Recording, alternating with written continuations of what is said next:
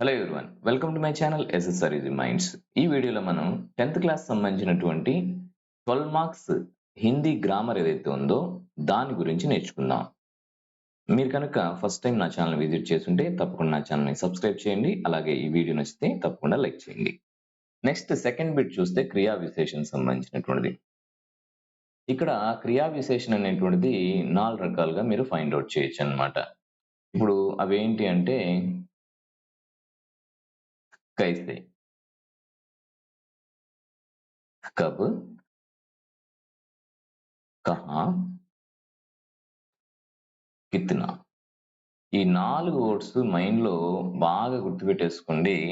ఈ 3కి సంబంధించినటువంటిది ఫర్ ఎగ్జాంపుల్ కైసే కామ్ చల్ రే అనేటువంటిది రీతివాచక క్రియా విశేషణ అంటాము.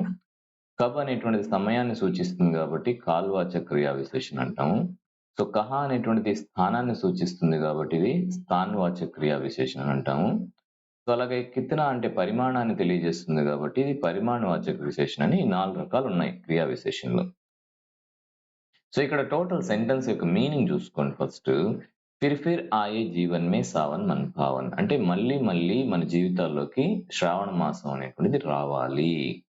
సో ఇక్కడ రావాలి అనేటువంటిది ఆయే అనేటువంటిది దీన్ని ఫైండ్ అవుట్ చేయండి ఫస్ట్.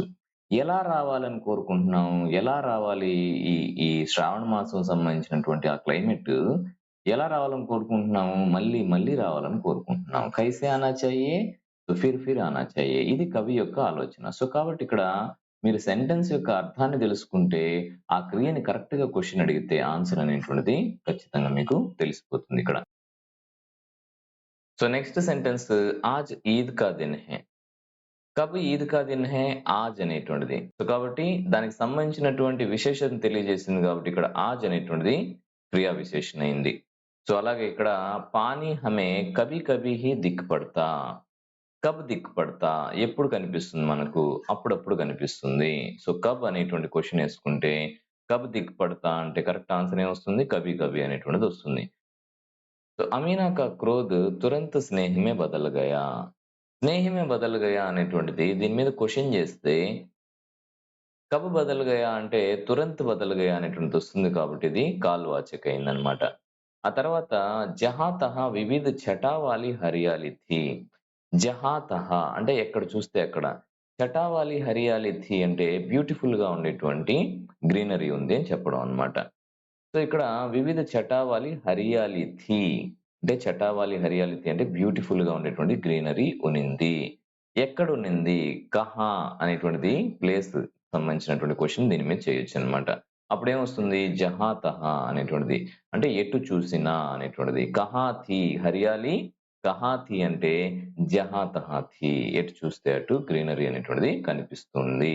ఇక్కడ చల్ సక్నా అనేటువంటిది క్రియ అయితే దీనికి సంబంధించినటువంటి కైసే చల్తా హై అనేటువంటిది క్వశ్చన్ కి ఆన్సర్ ఏమొస్తుంది ఇక్కడ తేజ్. కైసే అనేటువంటి క్వశ్చన్ చల్ సక్తా హై, కైసే చల్ సక్తా హై తేజ్. కైసే నహీ చల్ సక్తా హై తేజ్ నహీ చల్ సక్తా హై. పాజిటివ్ అయినా నెగటివ్ అయినా క్వశ్చన్ ఫ్రేమింగ్ సేమ్ అన్నమాట.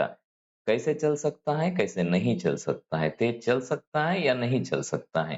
ఏదైనా ఇక్కడ కైసే అనేటువంటి క్వశ్చన్ వస్తుంది, ఆన్సర్ వచ్చేసి ఇక్కడ తేజ్ అనేటువంటిది వస్తుంది. కైసే నహీ చల్ సక్తా, తేజ్ నహీ చల్ సక్తా. వే చుప్చాప్ కడే రహే థే. చూడండి ఇక్కడ మెయిన్ మీరు వెర్బ్ దగ్గరికి వెళ్ళిపోవాలి డైరెక్ట్. ఓకే, సెంటెన్స్ అంతా కాదు, క్రియ చూసుకోవాలి మీరు. కడే రహే థే అనేటువంటిది ఇక్కడ క్రియ అన్నమాట. ఇక్కడ మీరు కైసే అనేటువంటి క్వశ్చన్ చేస్తే కైసే ఖడే రహే థే ఎలా నిల్చుకున్నారు అని చూస్తే చుప్ చాప్ అంటే సైలెంట్ గా నిల్చుకున్నారు అనేటువంటి ఆన్సర్ వస్తుంది. ఇక్కడ చూడండి ఈ 4గిట్లో ఏది సూటబుల్ అవుతుంది, బహుత్ కమ్ దేంట్లో వస్తుంది, పరిమాణంలో వస్తుంది అనమాట.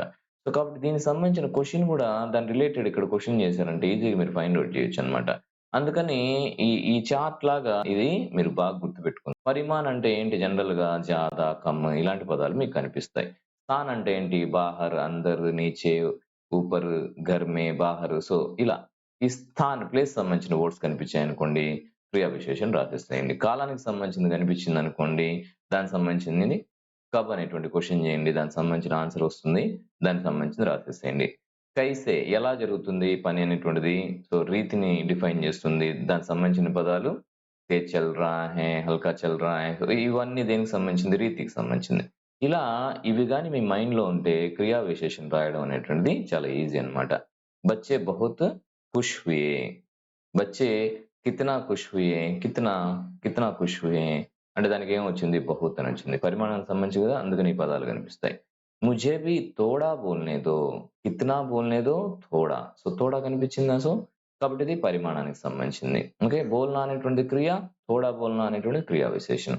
ఈ విధంగా క్రియా విశేషణం సంబంధించినటువంటిది ఫైండ్ ఔట్ చేయండి.